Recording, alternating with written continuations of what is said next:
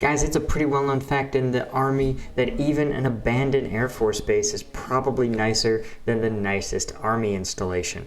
It's Paul, combat veteran, MMA fighter, YouTuber, and today we are checking out Airsoft of Dreams. This is Airsoft in an abandoned Air Force base by, I think, Dutch the Hooligan. Dude, let's get into it. This is my very first Airsoft video, so I'm interested to see how these guys operate.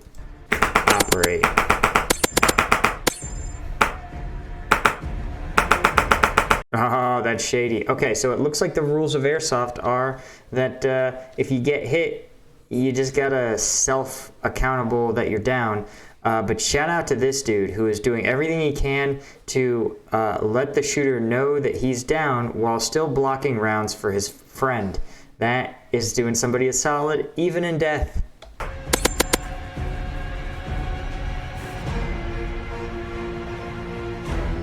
Okay, wait. Let's do a little bit of a gear breakdown. So, there we go. Okay, first off, shout out to this dude's commitment to safety, the iPro. Second, the not helmet cam. That's just a regular head mount on that GoPro. I respect it. You're a content creator. You got to do your business. And he is rocking what looks like some sort of AR with a fancy buttstock. Looks like a retractable buttstock, but maybe it's like a polymer or carbon fiber. Got one of those free-floating barrel handguard things. Seeing a very realistic-looking mag. I'm seeing an optic and what looks like maybe a PEC 15. Okay, so first off, the airsoft weapons don't really have recoil, so a really robust buttstock doesn't really offer you a ton except for increasing the stability of your shooting platform. That's fine, I guess.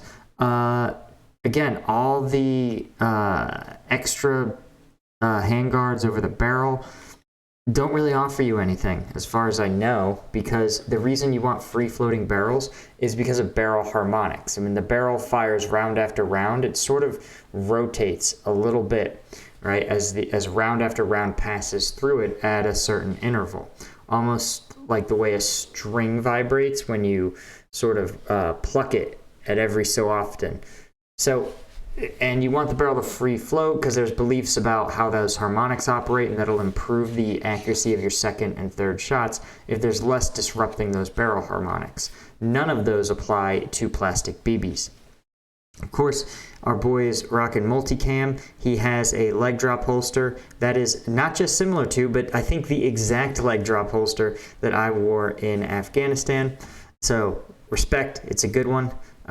He's a right-handed firer. What else do we have? Other than that, he's rocking his standard, multicam OCP. Looks like a plate carrier. Again, okay, I'll share this. The concern with Airsoft, my understanding, is that you have to physically feel the round impact you. And that's how you know you've been hit. Well, the more gear you wear, the harder it is to feel those rounds, especially if they reach out over distance.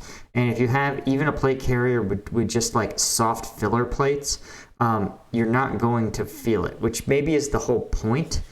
But yeah, I understand the milsim realism aspect, but like for optimal, if your armor doesn't work, if your armor is nil, then you just want to be as light and as mobile as possible. So you should dress closer to a World War II soldier who's meant to just march and shoot than to a modern soldier who has a ton of gear.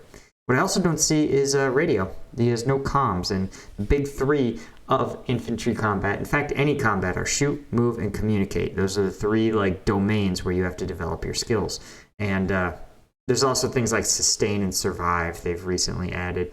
But he can obviously move, he can obviously shoot, but he doesn't appear to be able to communicate, or at least communicate with anything other than his voice.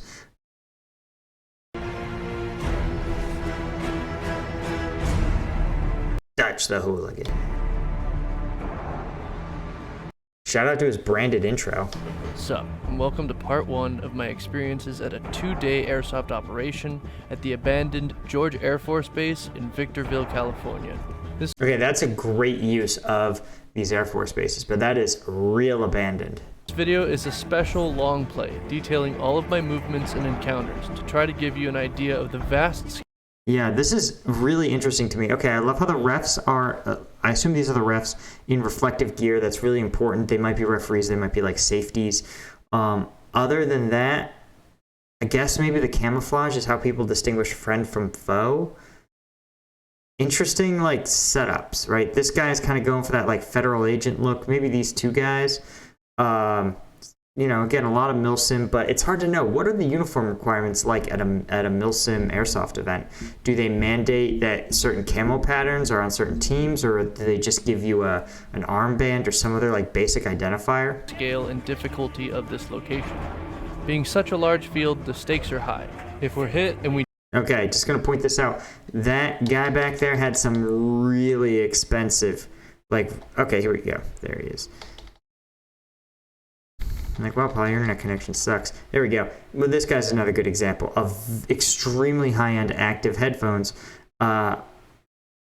which are designed, those active headphones are meant to block out the loud noise of you shooting, but still allow you to hear the ambient noise of, say, your squad mates talking to you, or even, as Tarkov has shown us, footsteps. So, but why you would need them in an airsoft fight is beyond me. Stakes are high. Again, it's not beyond me. It's because of the milsim aspect. As you guys can see, I'm coming at this sport from a, you know, perspective of more a soldier who has been in combat and very quickly learned that being a Geardo comes with a price. The price is you have to carry it all. And also, as an MMA fighter who is just about, like, you train to the fight that you're going to fight, you know? So some of these, like, basically decorative milsim things are really strange to me. If we're hit and we don't have a teammate around to revive us within 5 minutes, we have to take the long walk back to base.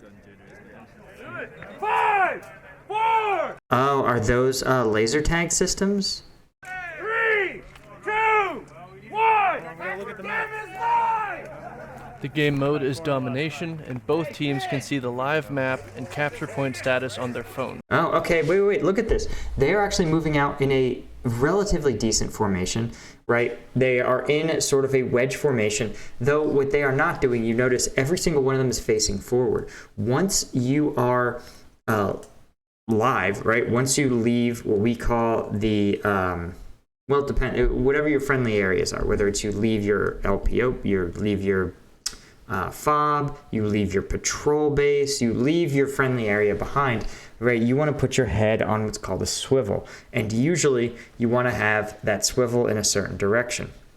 You should swivel more to the outside, right? Looking out to enemies, but you also need to look back because it's hard. You have to watch your friendlies to stay in formation. And so you want to make sure that you're not just in formation walking everyone eyes front, but you want to make sure everyone's looking to the left and right. You also want to do occasional things called security halts, especially in the first maybe, I'm going to say 200 to 500 meters. You'll stop, you'll take a kneel, and you'll just listen to what normal sounds like in your AO. That'll help you know if you see or smell or hear something abnormal. Let's move faster. What you're about to see is the kind of airsoft that I dream about. A super satisfying battle leading up to a rewarding and climactic ending. For this one, you might want to grab some headphones and some popcorn. Let's go. Since the map is so big and we don't know Okay, so this is, I noticed that there isn't really a command element operating here, and they seem to be jogging out towards these domination points. I understand. I've played FPSs. I get it. You push hard, you get the domination points, and you hold them. But in a real patrol, when you go from an open terrain, right, you'll be in your wedge formation, to closed terrain, right, you will signal that to your element. You'll say, okay, we're going to transition to a file. A file is something that allows a unit to maneuver through denser terrain. And as you can see, the terrain is becoming urban. And so they are going to transition to a file, which they're sort of doing. But again, no one's head is on a swivel. No one's looking left or right. They are just pushing towards the objective. exactly where the enemies will be, we're moving at a slow jog so that we can stay alert and conserve energy for the fight itself. They are all facing straight forward. There you go. See how he's turning? He's looking a little bit. Yeah, in real military operations, I think some of it is because the price of taking a casualty is tremendously high. It can be, well, really, really devastating to lose even one soldier. Because in the real military, if one soldier gets wounded, 2 soldiers need to treat him, evac them, and call in a medevac helicopter or medevac them to the rear. If you're a 9-man squad, that's a third of your combat power is gone, and that can be something, a wound as simple as a twisted ankle. So you move slowly, you move deliberately, and you have your security posture remain very, very, very elevated. You don't just jog it out with your eyes straight forward. Dropped off. That's the phone. Stay in the night. Let's try and get as far up into one of those two-story buildings. Yeah, again, so you also want to carry your weapon at what's called a low ready, especially if you're the lead person. Right, the low ready is a position where you can quickly raise the gun up into position. So you want to have your buttstock right here. It'll usually be slung kind of loosely, and you'll have a hold of your pistol grip, and you'll raise it up quickly. But this is just, I understand the need to push hard and seize one of these objectives, but you need to have a greater level of readiness. Again, in real operations, I'm sure in Airsoft there's a totally different set of incentives because of how trivial getting shot is and how easy revival is compared to the real world.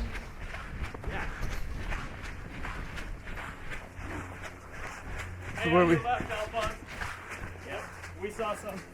Yep, I see him. I see him. There's enemies right there. Is that an enemy? Walking back. Get to the building. Okay, the other thing I guess is worth noting is that you have to be within small arms range, and small arms range in Airsoft is probably really small, but yeah, when you approach an objective, you don't want to do so in the open. You want to try your best to proceed along a covered and concealed route. Cover is going to be something that'll stop a bullet. Concealed is something the enemy won't be able to see. So you notice they're crossing large open areas pretty casually. That's not what you want to do because the enemy may be able to see you and will then understand the route you're taking. They'll understand the force you're bringing and your level of readiness. So an enemy scout, like they think they may have encountered, may actually radio back to their teammates and say, hey, be advised, enemies are moving, towards objective Bravo, with about 30 dismounted packs through the western buildings. And they'll go, okay, literally they'll say, we know where the enemy's coming from. We can concentrate our firepower to meet them at the worst possible, or the best possible location for the defenders, the worst for you. So you always want to maintain the most amount of cover and concealment that you can.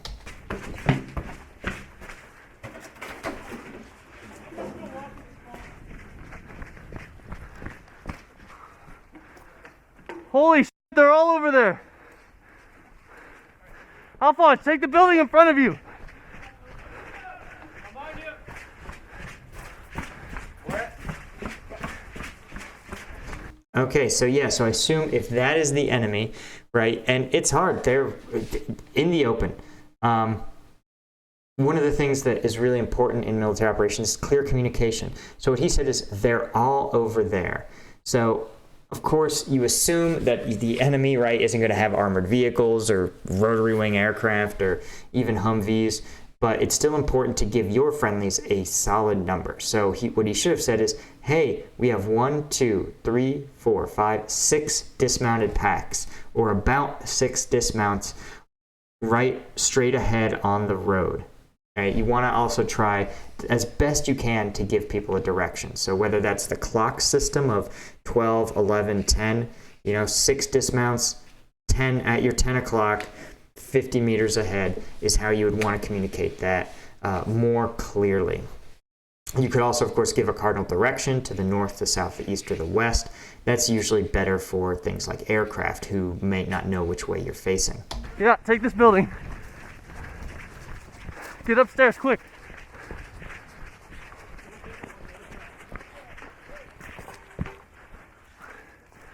Get upstairs. Okay, you notice how they split off, right? There was 2 people on one side, 3 people on the other.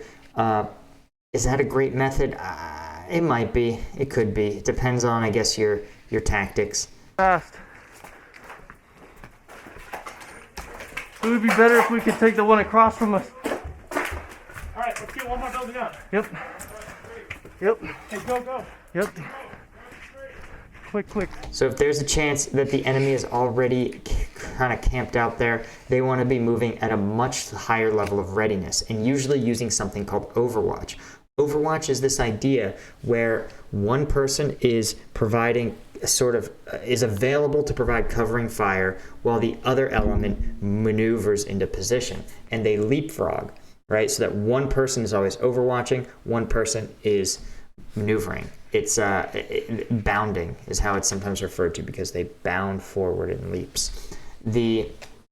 And of course, as he's talking about getting up in the building, classically Overwatch involves an elevated position, but it doesn't necessarily have to be elevated, right? Your saw gunner, for example, could establish Overwatch in that little angled wall outside as the other team members push into the far building. Take the right. Take far right. See how that lead person just pushed straight across? He didn't look to see if anyone was going to be able to cover him or was watching the area. Here's the thing, even if you're not necessarily in small arms range, right, you want to be able to at least take time and have someone deliberately checking the area that your friendly is running into, so they can say, hey John, there's movement on the 2nd floor window. He goes, okay, and then he gets to the building, he sets, and he may cover that window as his friendlies come in behind him. So again, the movement is not as tactical as it could be.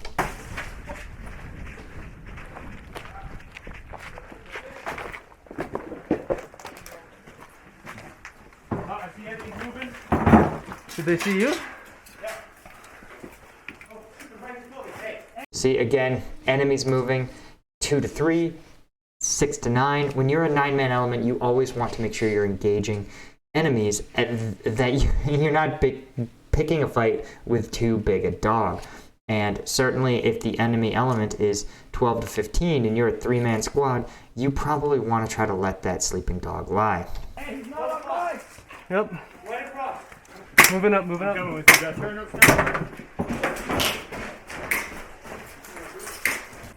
Blue team coming up. Got one dead in the building on the right. Copy.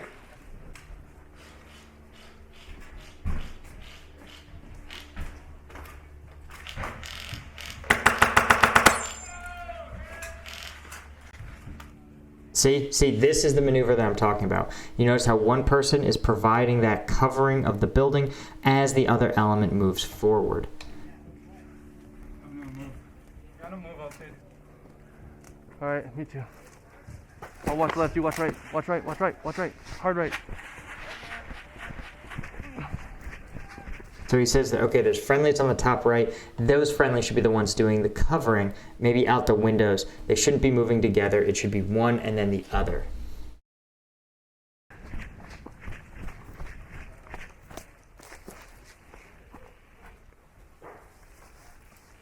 And, I'm just going to put this out now. I think it's an important caveat, is that your tactics are a reflection of the fight you're actually in.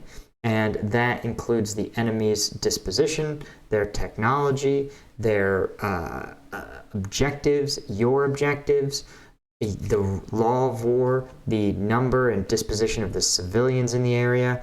All of those things can and will change your tactics, how you execute everything, right? There is no doctrinal tactic that's so sacred that it cannot be changed in response to new situations on the ground. So I'm talking about this from, again, my Afghan deployment 10 years ago and my training with the U.S. Army. Also, of course, drawing on both the military aspect, but also I was a military police officer, so I also draw on some of that law enforcement tactics as well, which are slightly different, again, because of different friendly dispositions. You're dealing with subjects, not combatants. Totally different world.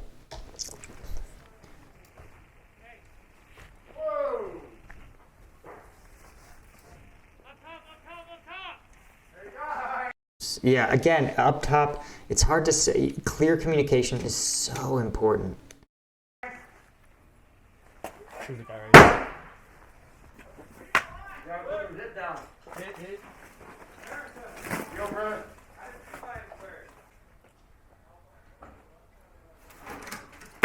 Oh, hit!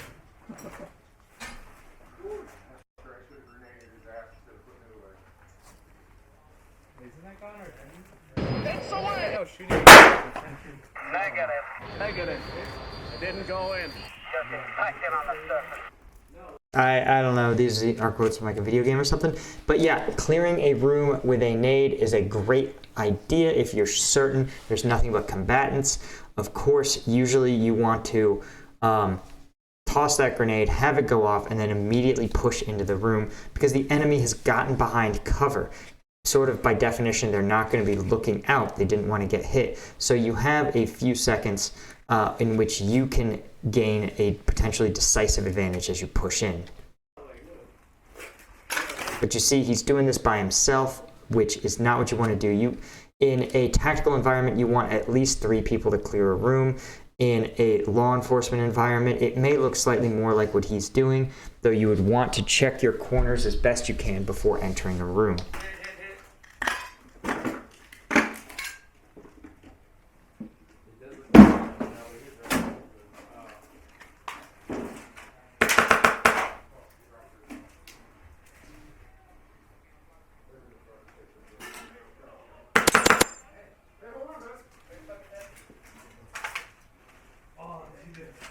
Right, he realizes correctly that you have to clear an entire building, clear and hold an area before you can call it secure.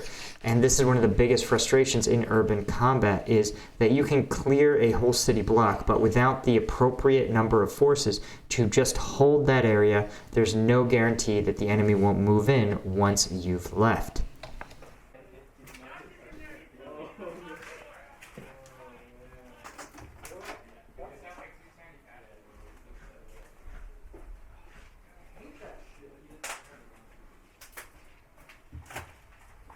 Maxwell, did you copy my traffic? Yep. All right. Hey, can you see right? Can you see right? Anything? I think that building's probably... Hey, is left clear?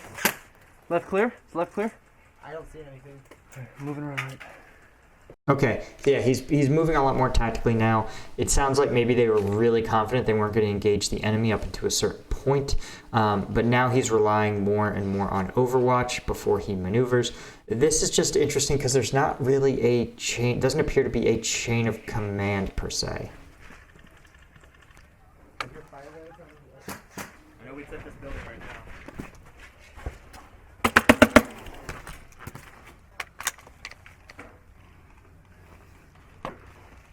Okay, so he has been spotted by an enemy. He engaged them, right? He got the enemy briefly suppressed, right? The enemy ducked back down, but now he needs to be cognizant. First thing he should do, right? The best response when you see an enemy is to shoot them. That is the first thing. Do not yell enemy. Do not say contact, contact. If they're in small arms range, you engage them first and communicate later, right? As long as you're certain they're an enemy. Now that he's done that and the enemy has gotten below cover, he's correctly keeping his weapon pointed in the last known location of the enemy. But what he wants to do is start communicating to his battle buddies and tell him, hey, enemy right here at the wall, at least one. And he can do a couple of things. First off, he should get behind cover because, the enemy is covered, but he is not. So he should be backing up, getting around the wall, and getting into a safer position to engage the enemy. That may be what he's doing right now, but he should also be trying to get his battle buddies to come up a little closer and support him, or if possible, do a flanking maneuver and attempt to flush out the enemy who may still be behind that wall.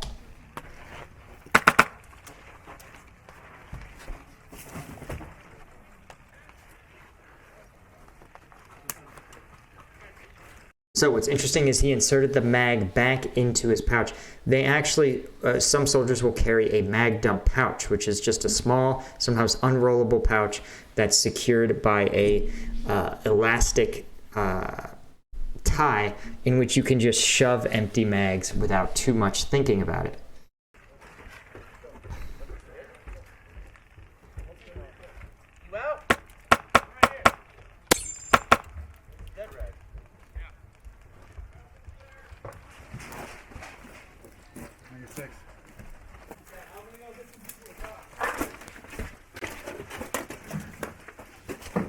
Okay, you notice this is actually a good tactic. He communicated to his friendlies on your 6, right? You never want to, especially in the sort of chaotic nature of urban combat, you never want to surprise appear with your friendlies. People's state tensions are high. They are ready to put rounds down in any direction. So you always want to try to communicate to your friendlies. Hey, friendly coming out is a classic one. When you're leaving a room or door and you know that your buddies are in the area, yelling friendly coming out or on your 6. So that's a great tactic right there.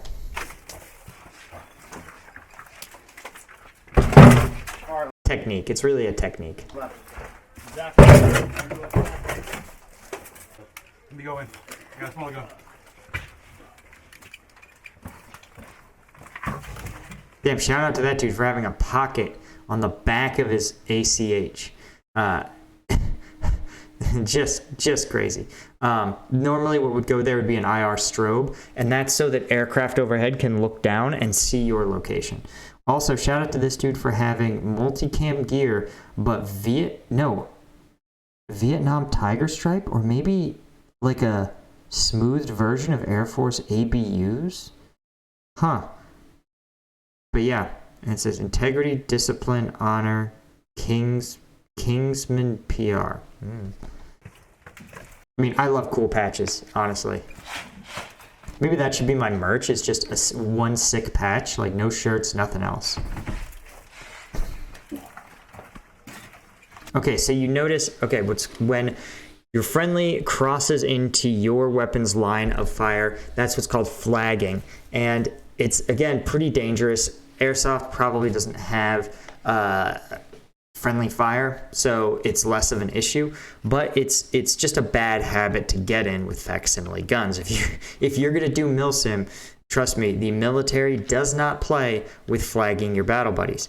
Also, you notice that as his buddy cleared this side, right, makes sense for him to remain facing forward, but you want to always try to cover an angle that your buddy isn't. Ideally, you try to get his back.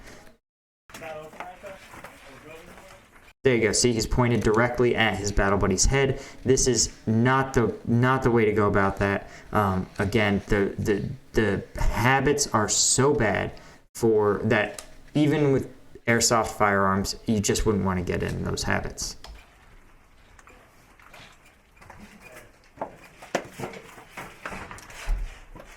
Yep, and here's the thing. He's acting like he doesn't want to get too close to his buddy, but in these sort of tight spaces in urban combat, you want to be that close because it allows your buddy to stay close to you. It actually makes it harder in some ways to flag someone with a rifle, right? And it lets you communicate to them tactily. You can tell them, hey, I'm ready to go by squeezing their thigh, right? You can tell them, hey, stop by literally grabbing them and pulling them back. There are units with whole communication protocols based just on touch.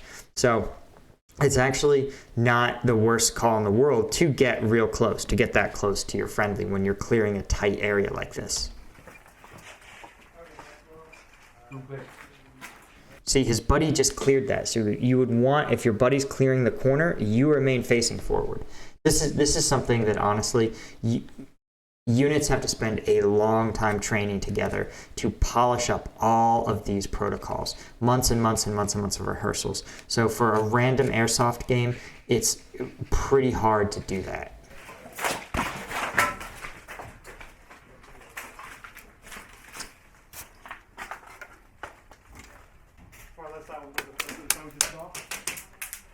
Yeah, again, you notice fiddling with your weapon is something you want to do when behind cover. You want to, if you're out in the open like that, you want to do your best to have a weapon ready to engage targets with. So if you're going to do that, right, what you would want to do is get behind some cover and concealment, take a knee, make the adjustments you need to do with your weapon, and then stand up and get back in the fight. They're shooting at me. What side? Same side you're looking at. That would be your 12.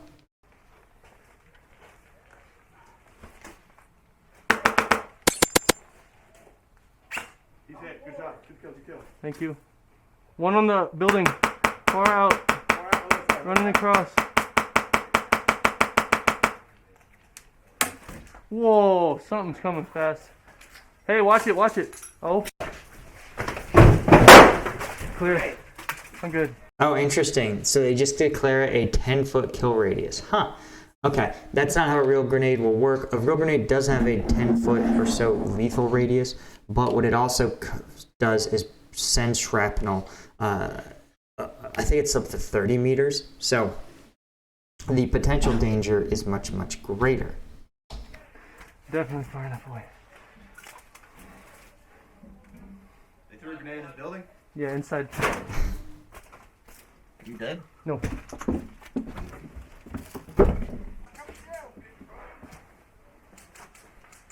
Yeah, I'm just gonna watch this here. Alright, I got this then. Yeah, There's it. See, that is proper security. You notice how one person's getting one direction, the other one is getting another angle. This is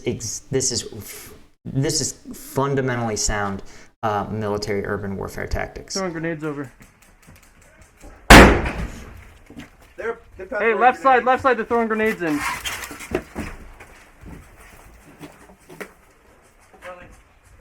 I just dodged 2 grenades. Same, dude. Yeah, you notice that's the way to do it. You got to call friendly coming out. Especially when these uniforms are so similar, you really have to make sure you're communicating well who's friendly and who's enemy. Well, I just dodged one, but you dodged 2. See how we can flip around? Right here. Look, peek out low. Right there. I'll cover your right and then I'll follow you.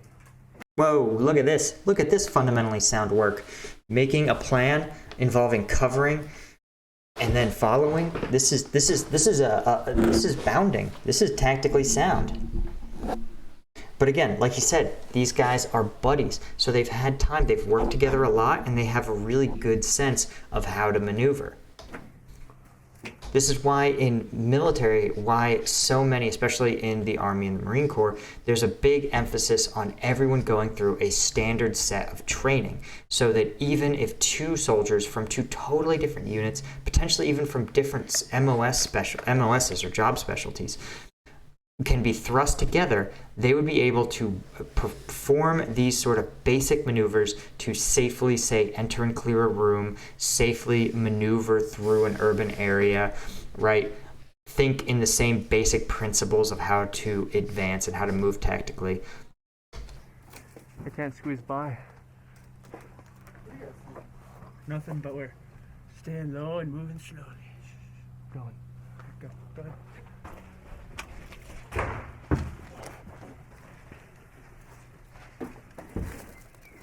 Oh, we got friendlies in the building right there. This one? Yeah. Okay, they know they're friendlies, but you want to communicate to the others that you're friendly. He's dead. He's dead. He's dead. He's dead. Right here. What? I got a good angle from here. Really? Well, we can clear it. I just can't shoot him. Clear. Go up and look right. I'll look. Hold on. I just can't shoot in the building. Yeah, let him do it. Don't have the one-handed pistol clear. Okay, I understand that a pistol that shoots BBs is not going to have the same report, the same kickback, but you still want to, if you train on your pistol in a certain shooting stance, you want to consistently fire in that stance, right? And especially in short distance, close quarters combat, you rely a lot on your fundamentals, right? Which is your stance, your hold of the weapon, and putting rounds in the direction that you want. What you don't need to do is suddenly implement new shooting techniques that your instincts aren't really aligned with. Enemy's moving across.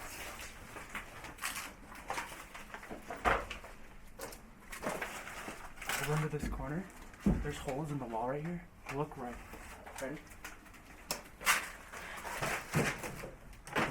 See, that is a situation where you would want that close coordination, because basically what should have happened is he should have pushed, both parties should have popped around the corner at almost the same time so that an enemy would be surprised. You notice that an enemy who is even just a little relaxed would be able to shoot the lead man and then turn and shoot the trail person, the two-man, before the two-man was really fully through the door. Again, all of these are the tactics you would use if you're a well-trained unit. I mean, before we deployed, we spent 3 months or so training together on every aspect of operations that we expected. And so with no one changing their roles. And that allowed us to develop all these techniques, all these tactics, all these procedures that were unique to our unit and the way we did it, and also fundamentally aligned with the company, well, we deployed as a company, the company SOPs. To be thrust into a fight like this with total strangers, with different training backgrounds, ranging from, active duty military infantry, all the way down to Call of Duty fans, poses an immense challenge.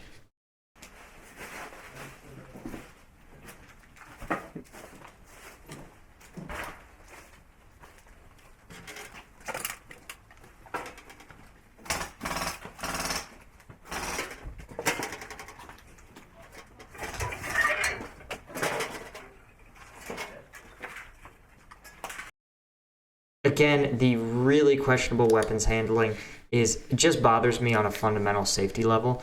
If this is how you practice with your fake firearms, this is how you would behave if you have real firearms. And if there's one thing we can, I think, be reasonably certain about in MilSim, it's that these people are a population that's also highly likely to own their own firearms, not the facsimiles of Airsoft. So, again, no law enforcement officer or military member would clear with friendlies in front and in back of them with their weapon held like this, right? You keep it low, you keep 2 hands on the weapon. That's why you have your weapon slung, so you can just let go of it, draw your pistol. Also, if you've switched to your pistol because the spaces are so tight that you need to use your pistol to engage targets, right? You can't swing the barrel of your rifle, then you should be holding your pistol very close to your chest, right? There's a lot of fundamental ways to engage in pistol marksmanship, but drawing it and keeping your elbows tight and the pistol tight is, in my opinion, it serves the function that you want it to. If you don't use your rifle because it extends too far out, and then you take your pistol and you extend it out with your arm, you haven't saved any space. Things are just as unwieldy as they were. You require buddy aid?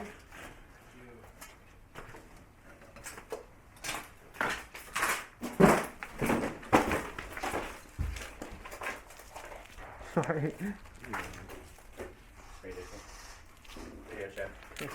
I got hit from the backside through that. Okay, that's a cool protocol. Also, I love how reviving someone involves putting on a cat tourniquet. A tourniquet is really so that is a great facsimile of treating someone, because in combat the rule used to be that you slowly escalate at the bandage that you use to stop bleeding, but now the protocol is, if it's even remotely bad, tourniquet it and let the surgeons and the medics figure out how to untourniquet it, because it's simply the loss of blood while you figure out just how bad the bleeding is usually not worth it to just tourniquet somebody's arm right off. That said, once you tourniquet an arm, right, you buy time, but you still need to medevac that person. You cannot get back into the fight once you've had a tourniquet thrown on you. But as a mechanic, as a reminder of, hey, for a serious gunshot wound, controlling the bleeding is done with a tourniquet, yeah, that seems just about right. That window in that second story, guys were right here across the way, and then the next building was exactly this side.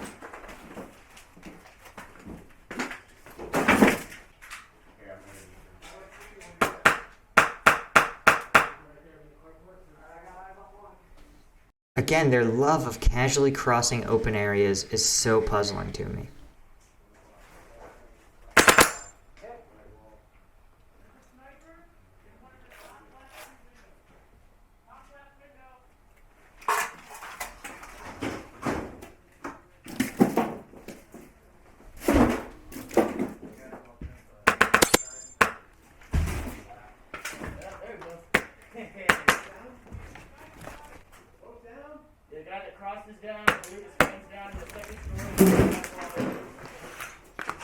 Okay, so here's the thing. If you're going to engage the enemy like that from a position and you're going to keep going back to the well, there's nothing wrong with that, but he really needs to be communicating to his friendlies. His friendlies should either be also trying to get good angles on the enemy. If he is going to try to suppress them and get them behind cover, that's the time while they're hunkered down for his friendlies to push in, either flank around and hit from a different angle or just push into them while he covers.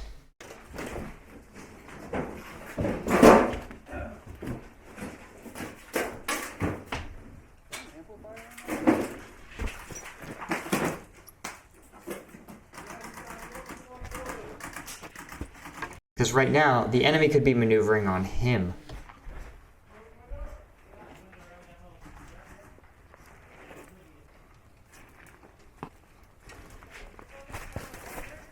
Okay, so it looks like he does have some comms. Oh, nice shot. Huh? Cutting in. Get ready to go left.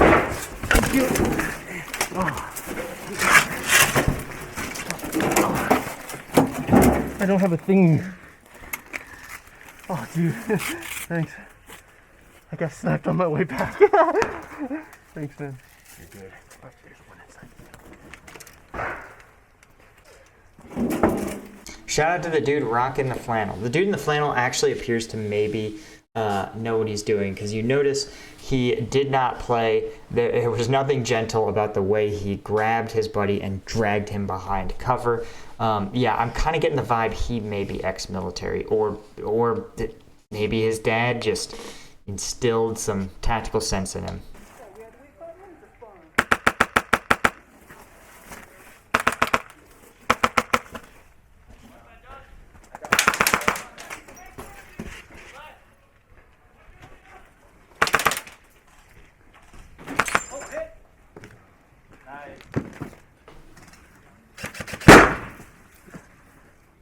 Clear this. Right here. Right around, there's a window. Right around here. Yes, you see this. You see how OP teamwork is in real combat. If just a little bit of talking and a little bit of clearing here and there produces a tremendously favorable outcome. They're just so much more effective when they coordinate and cover each other. Fire up. Hey, we got one. Hey, these bodies on me, Alpha. Here, guys, help me. Oh, my bad, dog. Yeah, You're good, dude. Good, man. Oh, man. You're good, you're good.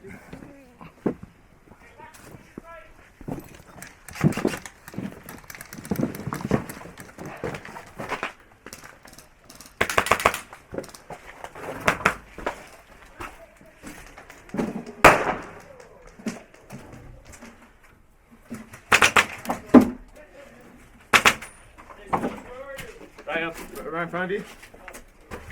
Once through the little hole right here.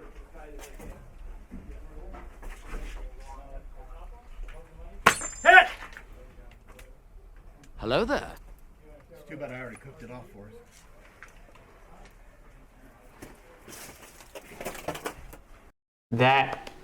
Again, this like bunch of combatants all isolated from each other, not really talking, one-on-one. You can see even a small 3-person team talking, coordinating, and maneuvering together is kind of just running right over a lot of these players. At least given that it's 3 people who have similar baseline tactical awareness, tactical sense, and know to talk and move together as a team.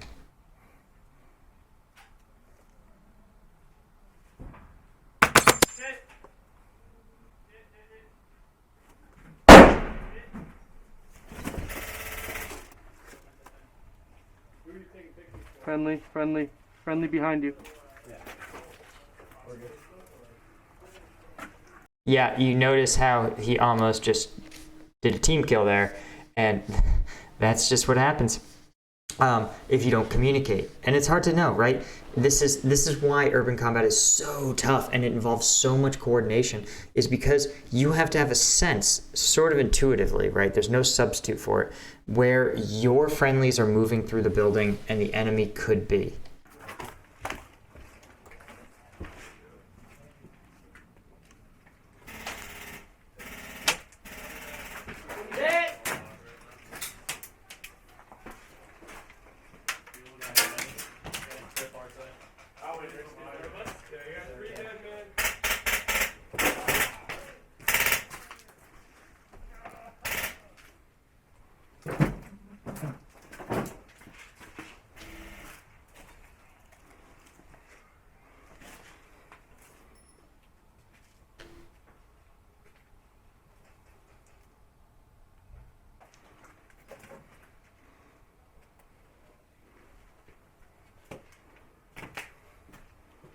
Squad leaders, we've picked up a new group of signals.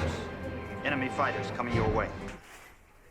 Okay, that's an interesting random addition. Okay, so here's the other thing. If you are down to one person left, right, and you've cleared the area of enemies, the immediate building, what you would want to do is start running.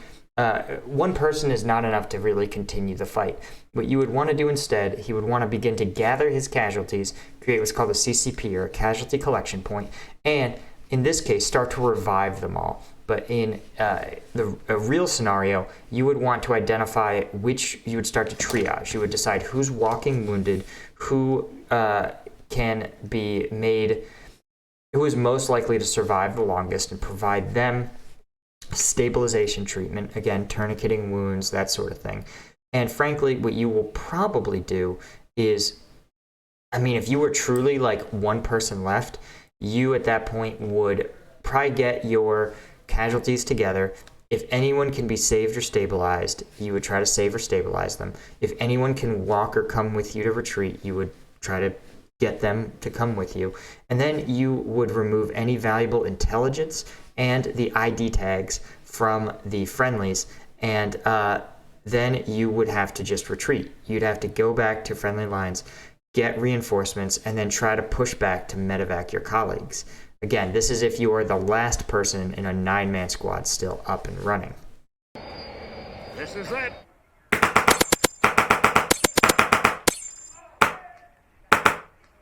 You see the power of the Overwatch.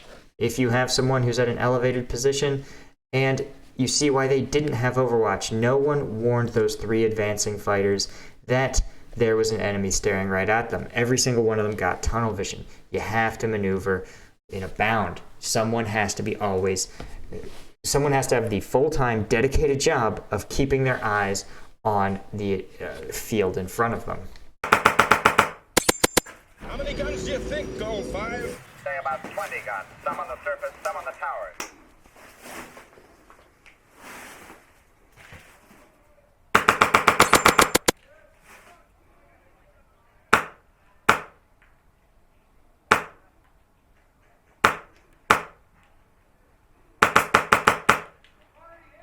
Okay. Sorry about that, dude.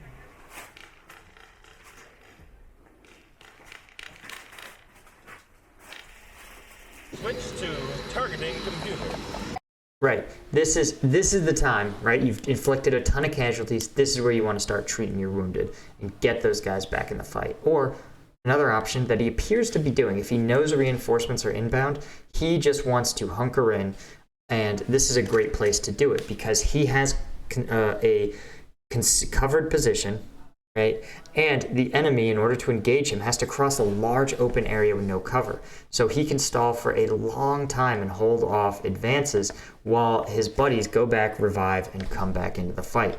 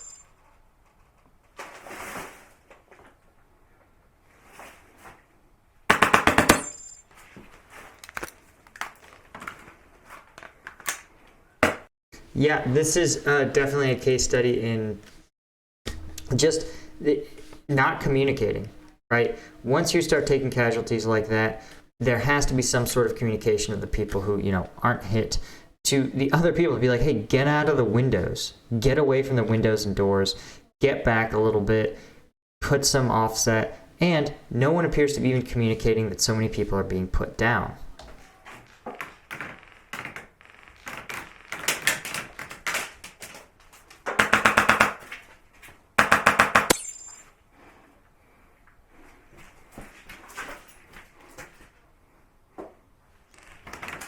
Again, a unit with better coordination would understand that you just need to put a couple rounds into that hole and send 2 or more people around to the side to engage this target. It's something that a 3-person unit could easily resolve. 1 person puts rounds into the hole, keeping the enemy's head down. 2 more go around the side and push him.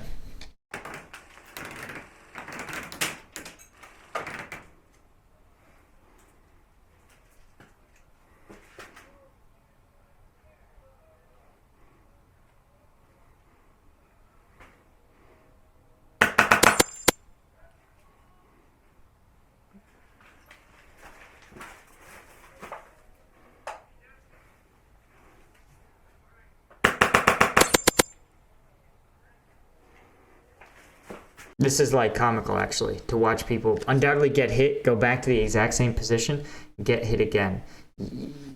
I'm not sure why people don't understand cover.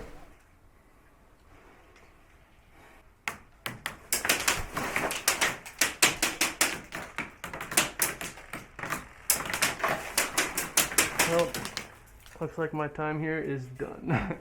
The guns, they've stopped.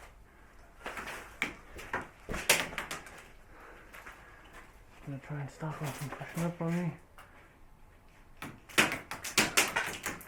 Yeah, I don't know where he is. I don't know where he is. I mean, man, again, see, you know exactly what should happen. 2 more of the enemy should be pushing up on the right side. They should toss a grenade in, and then as soon as the grenade goes off, turn the corner and engage it.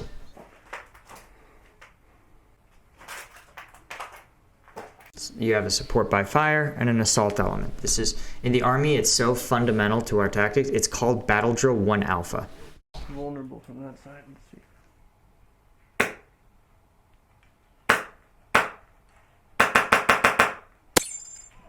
Nice. Well, now they're gonna know exactly where I am. Good job, Dutch. You dork. When they were shooting through the exact hole where you were shooting from, that should have given it away.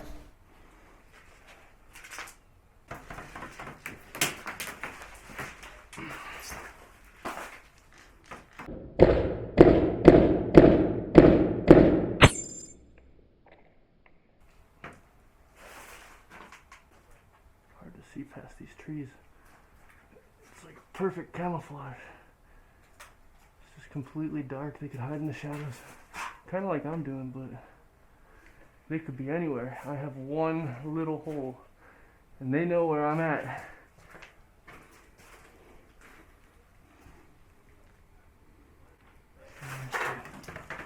Howdy doody. Oh! Oh! I didn't get hit by a BB. Oh! Yeah, that killed me. I'm dead! Did they finally figure it out? Did they finally figure out to flank him? That's a BB grenade. No BBs hit me, but that killed me. I'm dead. I'm dead! Good job. Jeez. Guys, that was pretty fun. I enjoyed that. I really got to break down individual tactics. That's what I love doing, right? I mean, I love strategy and grand organizational aspects of fighting and warfare, but this is fun, man. This was a lot of fun. And again, shout out to these Airsoft guys, especially the ones that know and see teamwork remains totally OP in the real world, just like in Airsoft. Alright guys, thanks for joining me. Be sure to hit subscribe. Let me know in the comments if there's other Airsoft videos you want me to check out. And until next time, I'll see you guys later.